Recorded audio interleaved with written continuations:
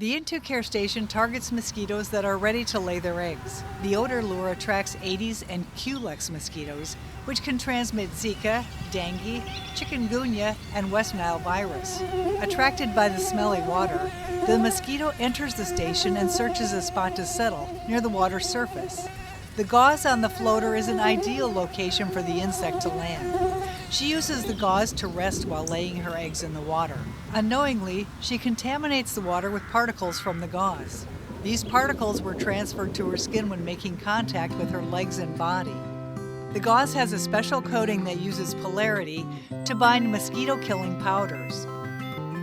The positive charge of the insect makes the particles transfer to her skin. Her body is contaminated with two different actives, one that slowly kills the mosquito and one that kills her larvae.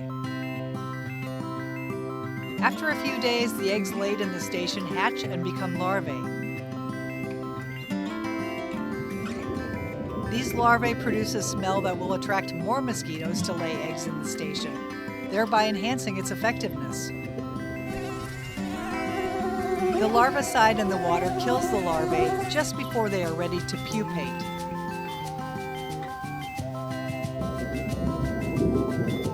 The dead pupae sink to the bottom and are eaten by younger larvae. If the station contains many mosquito larvae, then this shows that it is working well. Fortunately, none of these larvae will ever become adult biting mosquitoes. They will all be killed by the larvicide.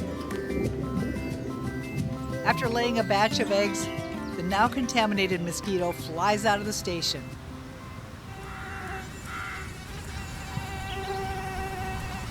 She goes and searches for another location to lay more eggs. Rainwater in an old tire provides a nice spot to breathe.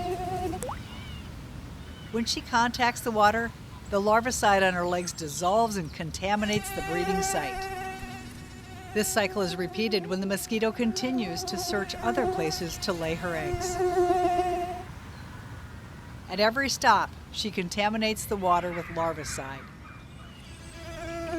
Even the very small quantities that are transferred can effectively kill all larvae.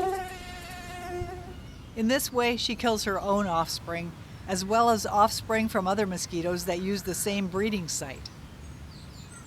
With this technique, we control mosquito breeding in and around the station, even in sites that may be small and hard to find by pest control personnel.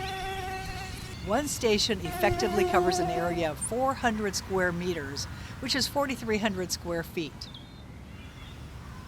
The larvicide is not the only bioactive in the station. The second agent is an insect-killing fungus. Its spores attach to the mosquito skin upon contact with the gauze. This fungus is a safe biological active that does not infect humans or pets. The spores use germination tubes to penetrate the insect skin. Once inside the mosquito, the fungus produces blastospores that excrete toxins. This infection makes the mosquito less active and reduces its ability to bite humans. It also inhibits the development of viruses in the mosquito gut. A fungus-infected mosquito can therefore still spread larvicide around the station, but cannot transmit disease. After a few days, the mosquito succumbs to the fungus infection and dies.